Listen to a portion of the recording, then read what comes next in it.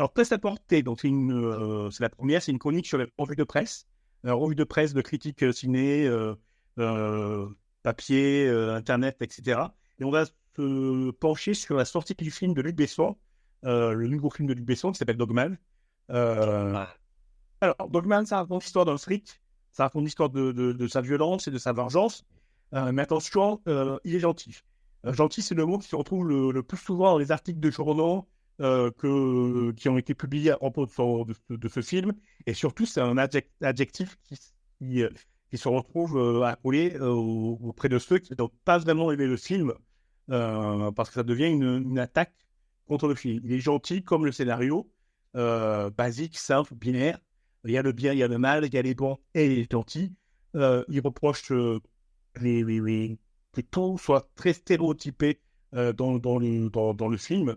Mais en même temps, les films de Luc Besson, ça a toujours été très stéréotypé, il me semble. non, le cinéma Besson a toujours été très léger, même dans ses scénarios. Ça n'a jamais été très abouti, très recherché. Moi,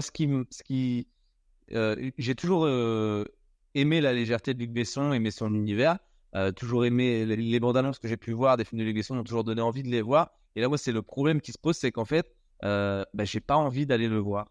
Pourquoi, je ne sais pas, mais il me donne pas envie du tout d'aller le voir.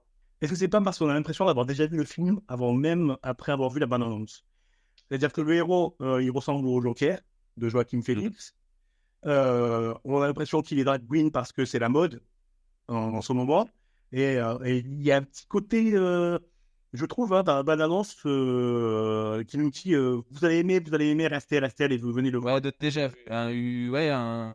Ouais, quelque chose qui nous dit, oh, c'est déjà vu, j'ai pas envie d'aller le voir. Et c'est vrai que, est-ce que pour Luc Besson, c'est pas aussi euh, sa façon d'essayer d'attirer le public, mine de rien, avec comme tu dis, hein, on a l'impression de voir le Joker de Joaquin Phoenix, c'est les bons, c'est les méchants, c'est des choses simples, mais qui habituellement, généralement marchent.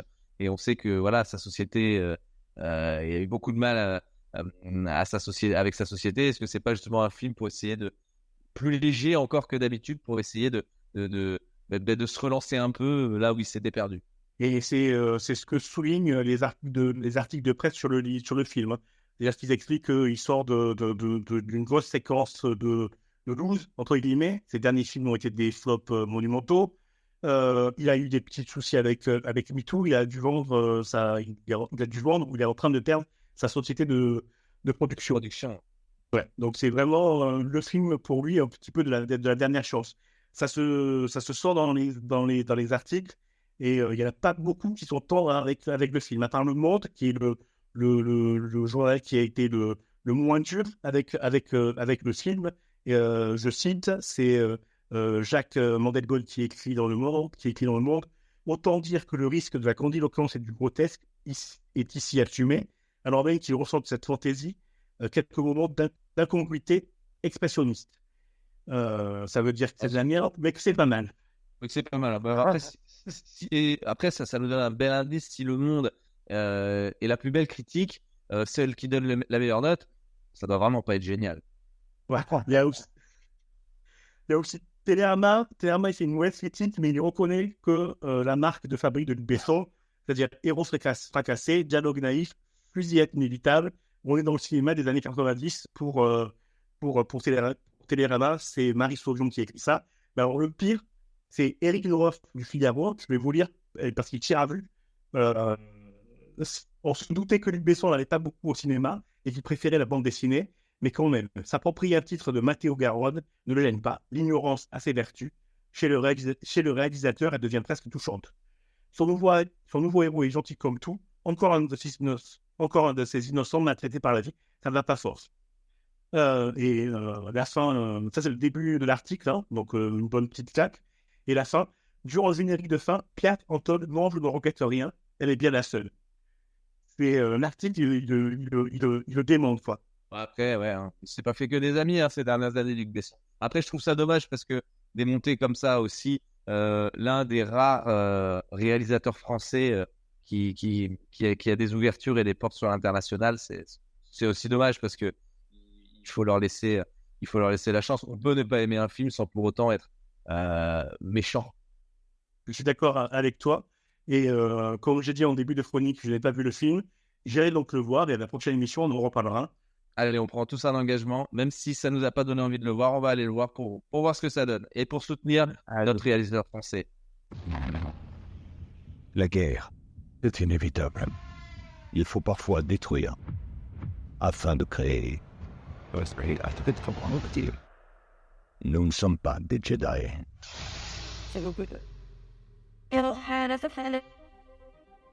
J'entends depuis peu des rumeurs concernant le retour de Thrawn en tant qu'héritier de l'Empire.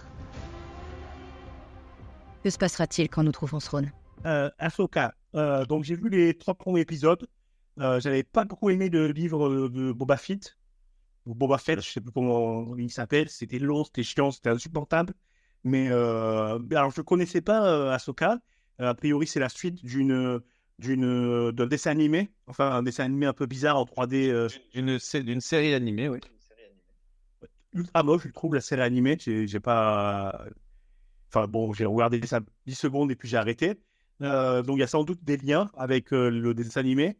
Mais moi qui n'ai pas vu le dessin animé, j'ai adoré la série, les épisodes. On sent bien que les personnages viennent de quelque part. Il y a de l'action, il y a des vaisseaux spatiaux. Donc pour moi, c'est tout ce que j'aime. Il y a juste un petit bémol que je mettrais, c'est que je trouve que de temps en temps, les acteurs font très amour, gloire et beauté. C'est-à-dire qu'ils font des pauses de temps en temps. Ils posent un petit peu en surjeu sur leur attitude, et où tu te demandes, bon, est-ce que c'était vraiment bien nécessaire de faire ça. James, tu l'as lu, il me semble. Qu'est-ce que tu en penses? Oui, je l'ai vu. Donc, ouais, pour rebondir sur ce que tu disais, c'est la suite directe de la série animée qui s'appelle Star Wars Rebels. Donc c'est vrai que quand on l'a pas vu, en fait, on peut être un peu dérouté au début parce que en fait, le décor est planté directement et on arrive comme si on arrivait au milieu d'un film, en fait, un peu. Alors ils font un récap en disant tel personnage, on recherche tel personnage, l'amiral Thrawn, et qu'on ne connaît pas si on n'en en parle jamais dans aucune autre série ou film Star Wars, mis à part Star Wars Rebels, pardon. Donc ça, c'est un peu déroutant si on n'a pas vu la série, parce que moi, c'est pareil, je n'avais pas regardé la série du tout de Star Wars Rebels, et au final, j'ai été regarder le dernier épisode, juste le dernier épisode, et en fait, ça suffit amplement pour remettre un cadre avec les personnages dont on parle en fait dans Ahsoka. Après, pour parler de la série en soi, en elle-même, moi, j'ai envie de dire chapeau. En fait, c'est le Star Wars qu'on attend depuis que Disney a repris les rênes. On a du sabre laser à chaque épisode, de l'action, on s'ennuie pas une seconde. Il y a un peu d'humour à la Disney, mais c'est vraiment très léger. Franchement, c'est pour moi une très belle réussite. J'avais déjà adoré Obi-Wan, mais parce qu'on était vraiment centré sur le personnage d'Obi-Wan que tout le monde connaît. Mais là, on est vraiment centré sur un personnage qu'on ne connaît pas beaucoup. Si on n'a pas vu The Clone Wars, ou si on n'a pas entendu parler de The Clone Wars, Ahsoka n'est pas forcément très connue. On la voit vite fait dans le livre de Boba Fett, comme tu le disais. Mais c'est vraiment une série très réussie et c'est ce qu'on attendait réellement de Star Wars. C'est du vrai Star Wars pour moi, comme on attend depuis 10 ans. Et il nous aura fallu 10 ans pour qu'on nous voit. Ouais, je suis d'accord. J'ai adoré. Et tu as vu que les 3 premiers épisodes, et attends d'arriver au. Bon, après, ça reste du Disney, il n'y a pas de grosses surprises, mais jusqu'au bout, c'est comme ça, avec de l'action, du sabre laser. Merde, on regarde Star Wars, on veut voir du sabre laser qui vole, des beaux combats, des belles prouesses au combat. Et là, on voit que les acteurs s'entraînent comme on pouvait voir dans la deuxième trilogie. Voilà, ils jouent vraiment et c'est eux qui font vraiment les combats au sabre laser et ça se voit parce qu'on les voit souvent de face.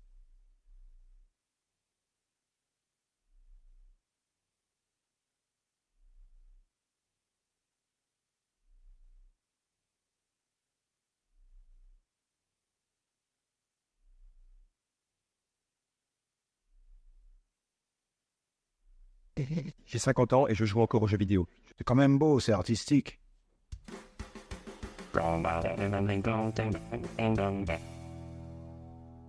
Ok, aujourd'hui, je vais vous parler d'un créateur de jeux vidéo que j'admire et que j'aime, qui est mort en 2022, qui s'appelle Eric Viennot, que j'ai eu la chance d'interviewer il y a 3 ou 4 ans. C'est C'est un homme qui m'a un peu, j'allais dire, formé dans ce que j'aime, dans les histoires, Mais je vais m'arrêter et plutôt vous lire le texte que j'ai écrit. C'est une petite chronique sur Yves Geno. N'hésitez pas à m'interrompre si vous avez des questions.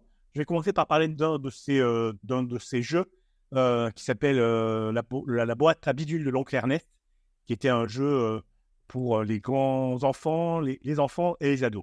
Donc c'est un album à malice, c'est un album à merveille. L'oncle Ernest, c'est un personnage, il est toujours en partance, il est toujours en aventure, il nous envoie des billets chiffrés, des énigmes corsées. Dans son album, les animaux sont vivants, les mécanismes sont magiques, les trésors sont entre nos mains. Le mystère, omniprésent.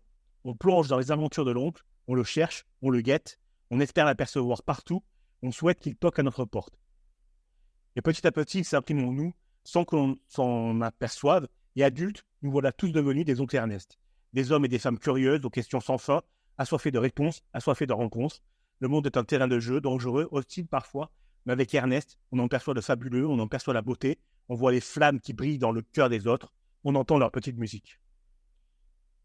Jacques Lorski et Karen Gilman sont 2 reporters, ils ont été enlevés par le Phénix, serial killer énigmatique, assassin sans pitié. L'agence de presse qui les emploie demande de l'aide au public pour les retrouver et leur fournit un CD crypté, parce que le Phénix a envoyé un CD crypté à la presse pour tenter de sauver les 2 reporters. Face à l'ampleur de la tâche, le CD est lancé au public et voilà que les volontaires font un saut de déduction, de recherche sur Internet, de mise en relation. On reçoit des mails des alliés, de ceux qui cherchent avec nous à démêler les liens de cette affaire qui blanchit ses racines loin dans l'histoire du monde. On reçoit aussi des mails de SMS du tueur, de ce Phénix, qui nous menace à mesure qu'on s'approche de la vérité. Alors c'est un jeu, c'est du chiquier, mais recevoir quand on ne joue pas un SMS en début de soirée alors qu'on a oublié le jeu, on reçoit un SMS du Phénix qui nous alerte qu'il n'est pas loin de notre porte et que si on n'arrête pas de le chercher, il va venir nous défoncer la gueule. Ben, je vous assure que ça fait son petit effet. Jacques Lorski et Karen Gilman, le masque tombe. Bien évidemment, on les reconnaît. C'est Rouletabille, c'est Dupin, c'est tous les autres. Ce sont de puissants échos qui pénètrent notre réalité. Les aventures de l'oncle Ernest et In Memoriam, le jeu dans lequel apparaissent Jacques et Karen, ont un homme en commun. Cet homme, c'est Éric Viennot. Auteur, scénariste, réalisateur de jeux vidéo. C'est un homme que je n'ai jamais rencontré, mais qui a façonné mon imaginaire et mon goût d'histoire impeccable et imbriqué. Il a fait ceci non seulement pour moi, mais pour tous ceux et toutes celles qui se sont immergés dans ses créations, les plus anciennes à la plus récente. Cette quête de l'homme qui rêvait dans une langue inconnue, c'est une géniale immersion où les frontières de réalité et fiction sont si fines que je n'ai cessé de me demander ce qui était vrai et ce qui ne l'était pas. Je reparlerai de ça dans quelques minutes. Je suis qui je suis face à cet homme inconnu et à son influence majeure dans mes goûts, mes écritures. Il m'a donné la soif de cette aventure, cet immense besoin de curiosité, de questions sans fin. Les faits étranges, les coïncidences, les bizarreries qui peuplent notre monde, je les vois qu'à lui. Éric Viennot est mort il y a quelque temps. Je ne veux pas me souvenir de la date, je ne veux pas. Je n'en vois pas l'intérêt. Éric Viennot n'est pas mort. Il vit dans l'imaginaire qu'il nous a laissé. Il vit à travers moi. Il vit à travers les joueurs qu'il a touchés. Il vit à travers les yeux de celles et ceux qu'il a ouverts. De toute façon, les gens qu'on aime ne meurent jamais. Les hommes que l'on admire sont immortels. C'est une petite... c'est un petit texte donc, que j'ai écrit pour Éric Viennot. Il m'a vraiment, comme je dis, j'ai vraiment une grosse influence dans ma vie, dans ce qu'il a fait. Je vous laisse réagir. Est-ce que vous le connaissiez, vous? Qui veut prendre la parole? Alors moi je le connais pas du tout, mais ça sent qu'il t'a marqué. Hein. C'est très bien écrit d'ailleurs, ton petit édito. Oui, nous, on y va vraiment marqué. Et il a écrit vraiment, vraiment bien. C'est vraiment un bon scénariste. Il a écrit là, avant sa mort, un livre qui s'appelle In Memoriam, qui reprend l'histoire du jeu, avec plus de détails, que je vous conseille d'ailleurs. Et sa dernière œuvre, c'est L'homme qui rêvait dans une langue inconnue. Donc c'est un homme qui rêve dans une langue inconnue. Il va chercher pourquoi il rêve dans cette langue. Il s'aperçoit qu'il y a plein de liens avec une île perdue au Pacifique, avec sa famille. Et c'est vraiment... tu te dis, est-ce que c'est vrai, est-ce que c'est faux? Il a toujours eu cette frontière-là dans ses œuvres. Il a notamment créé une fiction 30 médias. On pouvait regarder la fiction sur une série sur Arte, enquêter sur Internet. In Memoriam, c'était aussi le principe. C'était un CD où tu devais enquêter sur Internet, donc avec des vrais sites. Libération, Le Monde, tu cherchais des infos, tu parlais avec des gens.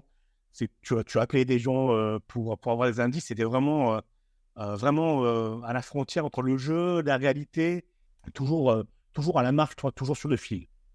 C'est hyper intéressant, ce truc transmédia là. De faire avec, tu disais, tu reçois un texto, tu reçois, va falloir aller sur Internet, appeler telle personne, machin. C'est hyper ingénieux de faire ce genre de mécanique. Ouais, très immersif. Hélas, le CD ne fonctionne plus parce que les serveurs ont fermé de la boîte qui a produit ce jeu vidéo. Du coup, le CD est inutilisable aujourd'hui. Donc, on ne peut plus y jouer. On ne peut plus recevoir de mails ou de SMS du tueur. Quel dommage! Quel dommage! Et là, donc son dernier projet, c'est donc l'homme qui rêvait d'une langue dans une langue inconnue, fait l'objet d'un livre qui a été finalisé par son fils, il me semble, que j'ai commandé, pas encore reçu, mais que je vous en reparlerai sans aucun doute. Attendez-vous à ça lorsque j'aurai reçu. Dans mes jeux, d'ailleurs, il y a une approche très documentaire. Dans l'Oncle Ernest, on a l'impression que le personnage existe. Je me suis beaucoup inspiré de faits réels, de lieux réels. Je me documente beaucoup quand je fais mes jeux sur des tas de sujets, sur des tas de trucs. Quand j'ai fait une mémoriam pareil, on a l'impression, les gens même allaient sur le site de Libération et ils avaient l'impression que certains personnages existaient, parce qu'il y avait des vrais articles, des vrais faux articles. C'était un peu l'ancêtre des fake news, quelque part. Et donc, j'aime bien raconter des histoires ancrées dans le réel. Et après, la façon de les raconter, évidemment, je trouve que le plus fort média, c'est le jeu vidéo. Parce que quand on accompagne des personnages pendant 15-20 heures, on éprouve forcément pour eux un niveau d'empathie. On est en immersion dans l'histoire, beaucoup plus encore que dans un roman ou dans un film. Ouais. Donc c'est vrai que c'est évidemment avec les moyens du jeu, on peut. C'est un média très puissant qui malheureusement, on en parlait tout à l'heure, a pas encore. Il y a eu évidemment des très belles choses, mais je trouve qu'il est parti directement assez vite dans une voie très hollywoodienne avec des triplets et que il y a des jeux indépendants, mais que je pense que par rapport à tout son potentiel, on voit pas encore suffisamment de choses, des gens qui essaient d'innover, comme j'ai essayé de le faire aussi, de trouver des nouvelles façons de raconter des histoires. Il y a des choses intéressantes qui se font, mais pas encore. Je trouve que des artistes n'ont pas suffisamment imprimé leur vision. Alors, il y a des grands noms que j'aime beaucoup, moi, comme Genova Chen, qui a fait Journée, Ueda, qui a fait Ico et Shadow of the Colossus, par exemple. Donc, voilà, il y a des gens qui ont pris ce média et qui ont su, grâce à ce média et à ses spécificités, raconter des histoires qu'on ne pourrait pas raconter dans un livre ou dans un film. Mais sinon, j'ai un autre projet de documentaire qui va sans doute démarrer par une newsletter que je vais lancer dans quelques semaines. Mais là, qui nous amène dans un qui est beaucoup plus proche de l'Oncle Ernest et d'In Memoriam, parce que là, on est à nouveau dans un récit qui ressemble à un roman, quoi. Enfin, vraiment, c'est une histoire vraie, mais qui ressemble à une totale fiction. Et même un truc tellement barré qu'on a l'impression que c'est une fiction, quoi. Voilà, donc vous verrez ça dans quelques semaines sur mon fil Twitter.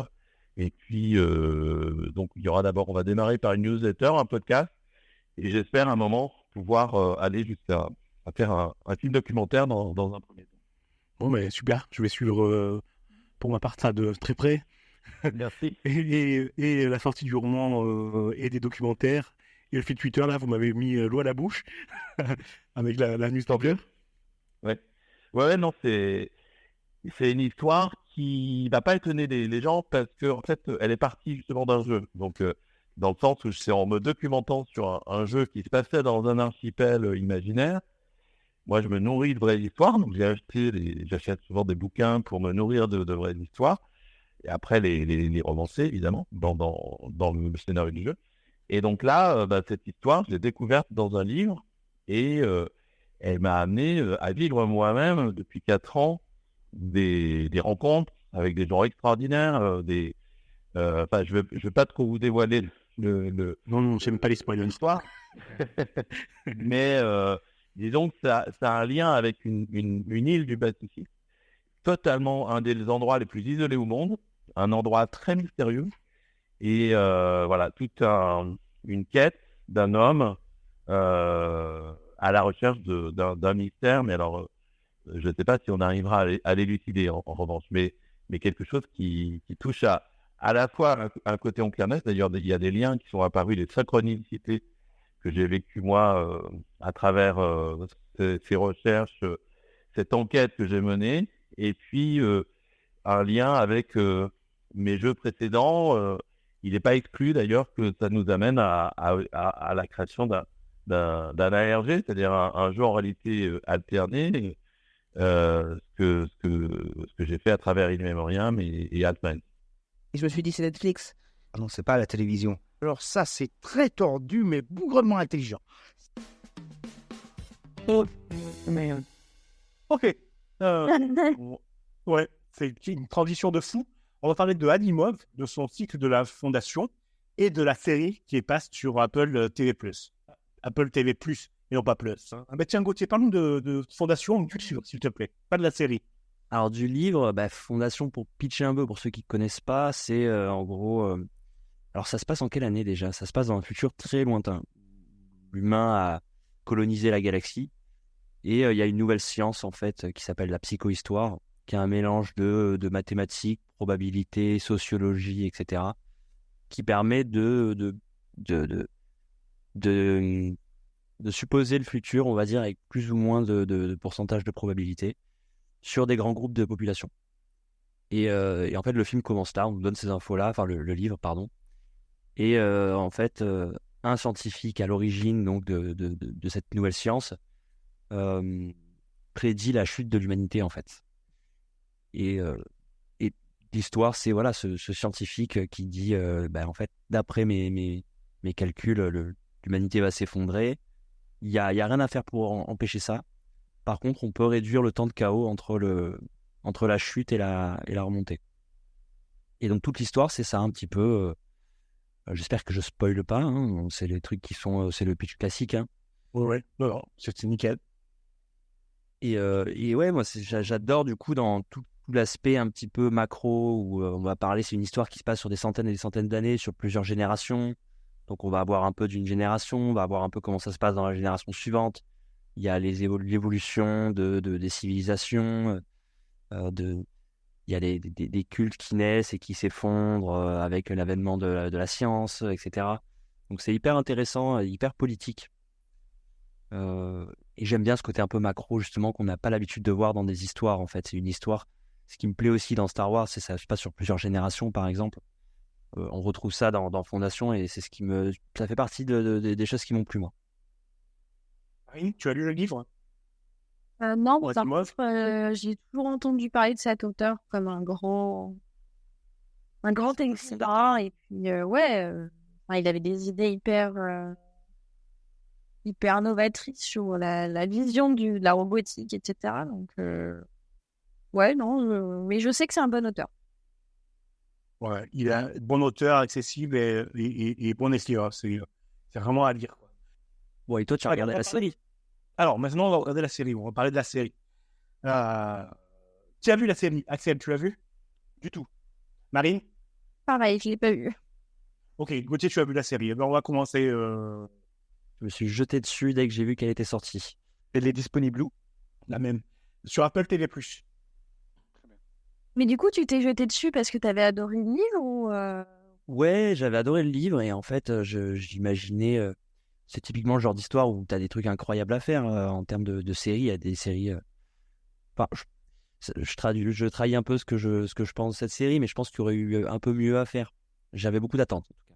Ouais, c'est ce que j'allais te demander, si tu avais des attentes et si tu t'étais projeté sur la vision que tu en avais quand tu lisais et ce que tu as vu en série. Moi, ce que j'ai trouvé par rapport à la série, c'est qu'elle était beaucoup plus centrée sur des personnages, alors que le livre, j'ai l'impression qu'il est plus centré sur C'est beaucoup plus macro, il y a beaucoup plus de recul, je trouve, et c'est un peu plus politique, un peu plus sur l'histoire des civilisations, et comment elle évolue, etc. Et c'est moins centré autour de quelques personnages, de quelques héros. Et je trouve que la série l'est un peu trop à mon goût. Et donc ça se rapproche plus de ce qui existe déjà, en fait, où on va suivre un personnage. Qu'est-ce que t'en as pensé, toi? Alors, moi, je suis d'accord avec toi par rapport à l'attente qu'il y a eu sur la série et l'adaptation d'un livre d'Asimov. Je me souviens que quand j'ai lu que Apple Plus allait faire une adaptation en série, j'étais enfin, quoi, youpi youpi. J'ai attendu la série avec impatience. Pareil, dès qu'elle est sortie, je suis allé. Il y a une déception, oui, ça c'est clair. Il y a une déception par rapport au livre, par rapport à ce que ça aurait pu donner. Mais je continue à regarder et j'ai hâte de voir la prochaine saison. Moi, je trouve que c'est le problème des adaptations, quoi. On a parlé il y a récemment de Killer of the Flower Moon, adapté d'un livre de David Zahn. Le livre parle de l'enquête du FBI pour des meurtres d'une tribu amérindienne et ça a été balayé par le réalisateur et le scénariste. Ils sont allés raconter la petite histoire de l'éventuelle histoire d'amour entre un meurtrier et sa femme amérindienne. Et là, c'est pareil. On a le même problème avec l'adaptation. C'est-à-dire qu'on va vers l'émotion plutôt que qui faisait le sel du livre. Donc, il y a des histoires d'amour. Il y a des petites intrigues à la Game of Thrones avec un petit cliffhanger dans un des épisodes où, mon Dieu, peut-être que la personne qui est derrière le pouvoir de l'Empire galactique, c'est peut-être pas la personne auquel on croit. C'est appuyé comme Saint-Georges. Et bon, et les histoires d'amour, moi, je lis pas Asimov ou Fondation pour savoir si ils vont se faire un bisou à la fin, quoi. Et c'est ça qui est dommage avec pas mal de séries, et pas que avec Asimov, mais par exemple avec les séries comme The Mentalist, X-Files, toutes les séries, il faut qu'il y ait des gens qui tombent amoureux et qu'on imagine qu'ils vont faire l'amour. Oh là là, ce serait tellement bien qu'ils touchent et qu'ils se font la main. J'en ai rien à foutre personnellement de ça, et je trouve que ça gâche vraiment, ça gâche les adaptations. Et là, ça gâche un petit peu Asimov et sa série. Et en même temps, je ne boude pas de mon plaisir parce qu'il y a des vaisseaux spatiaux, il y a des planètes, il y a des combats, donc il y a la psycho-histoire, alléluia, mais L'univers est hyper fourni. Oui, En fait, l'univers, il a été créé par Asimov. Donc, en fait, il y a de quoi faire, quoi. Il est incroyable. Après, c'est vrai que ouais, je te rejoins, mais effectivement, je continuerai à regarder par contre. Pareil, hein, moi je continue. Hein. J'ai terminé la saison 2, j'attends la 3 là. Il faut essayer de pas être trop dur non plus, parce que adapter un livre comme Fondation en série, bon, c'est pas une mince affaire non plus. Je pense que le livre, c'est quand même le média le plus approprié pour ce genre d'histoire. Bon, voilà, on va pas se mentir, je pense pas que ce soit possible de s'approcher de toute façon du niveau de ce bouquin dans une série, même super bien adaptée. Mais après, la série est bien, hein. C'est bien joué, c'est bien filmé. S'il n'y avait pas le fantôme d'Asimov, moi j'aurais crié au génie, quoi. Ben, exactement, en fait c'est un peu ça. Et c'est pour ça que c'est un peu dur d'en parler. On a l'impression que j'aime pas quand j'en parle, mais en fait c'est juste que y a Asimov qui fait un peu d'ombre. Mais sinon c'est top, ouais.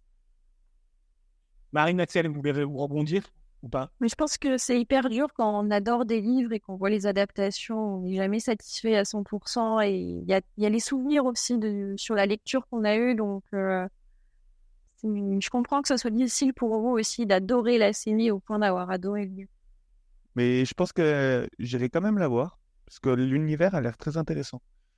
Eh bien, oui, l'univers est nickel. J'aime même beaucoup plus que Star Wars. Ah ouais. Star Wars, ça devient de plus en plus bancal. Je ne sais pas si vous êtes d'accord avec moi, mais bon. Oui. Oui, non, on ne peut pas le nier. Bref, j'ai 2-3 petites questions sur cette série. Ça va nous permettre aussi de parler d'un autre sujet, de prolonger des sujets qu'on a abordés sur la série. Par exemple, quel rôle a eu Game of Thrones dans l'adaptation de Fondation? Est-ce que vous pouvez deviner le rôle qu'a eu Game of Thrones? Le rôle. C'est indirect, hein? Ouais, c'est indirect, hein? C'est pas un rôle direct, hein? Est-ce que c'est par exemple des choses qui sont bien passées dans Game of Thrones, ils ont récupéré en termes de. Ils ont récupéré des idées? L'équipe de Fondation a récupéré des idées? C'est compliqué de te répondre. Elle n'a pas récupéré des idées, mais bon, je t'accorde la réponse parce que c'est un peu ça, oui. C'est que c'est grâce à Game of Thrones que Fondation est née. C'est-à-dire que le réalisateur, le showrunner, on lui avait proposé déjà 2 fois de réaliser une adaptation de Fondation au cinéma. On lui avait proposé de faire une trilogie, 3 fois 2 heures, 2h30 de film. Et 2 fois, il a refusé parce qu'il a dit que 6-8 heures, c'est impossible de raconter l'histoire de Fondation. On va s'en couper. Et de voir que Game of Thrones a raconté sur 7 saisons des histoires alambiquées, en posant l'univers, etc., ça l'a conforté dans l'idée que c'était peut-être le moment de faire une série où on pouvait enfin raconter une histoire qui va durer 80 heures pour prendre le temps de bien tout raconter au lieu de faire 6-8 heures de film. Et c'est ça l'influence qu'a eu Game of Thrones. On en parlait tout à l'heure, hein, tu as dit, Gauthier, que c'est compliqué d'adapter un tel roman. Bah, lui, il a attendu le bon moment. Oui, et c'est pas bête. C'est vrai que avec Game of Thrones, il a un peu démocratisé. Game of Thrones a un peu démocratisé les séries compliquées entre guillemets avec une histoire hyper fournie, des univers hyper poussés, etc. Donc il a un peu pavé la voie. Oui, effectivement. C'est à la fois intéressante. Mais je plus toi, Gauthier. Dans le même ordre d'idée, quel rôle a eu la fille d'Asimov dans ses adaptations? Pareil, hein, c'est très indirect. Quel rôle a eu Asimov dans ses adaptations? La fille d'Asimov. Oui. Elle a été consultée? Ah, mais tu sais quoi, j'ai envie de t'accorder un petit peu la réponse parce que c'était quasiment ça. C'est-à-dire qu'elle a pas vraiment, elle a été consultée, oui, et en étant consultée, elle a offert au showrunner des manuscrits qui parlent de l'univers de Fondation et qui n'ont jamais été publiés. Ah, trop bien. Super. Ouais, donc là, il y a 2 infos, quoi. Ça veut dire qu'il y a encore des textes de Asimov qui n'ont pas été publiés. Alors, pourquoi Est-ce que parce que c'est une description de l'univers? Ceux qui essayent sauront que de temps en temps, on essaye une somme d'infos pour voir si l'univers tient la route. Est-ce que c'est ça? Est-ce que c'est des nouvelles? Est-ce que on peut espérer dans un avenir proche une sortie posthume? Je sais pas. Mais en tout cas, elle a transmis ça au showrunner Sympa. Pour la création de la série. Ouais. Nickel, ouais. Après, pour la petite histoire, je me suis demandé, l'info est sortie lors d'une polémique à la con, comme d'habitude, quoi, en disant oh, il a fait n'importe quoi, il a tué Asimov, il respecte rien, etc.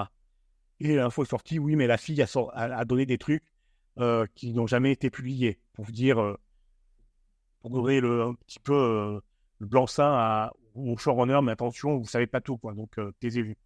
Et là, c'est mon côté paranoïaque qui parle peut-être.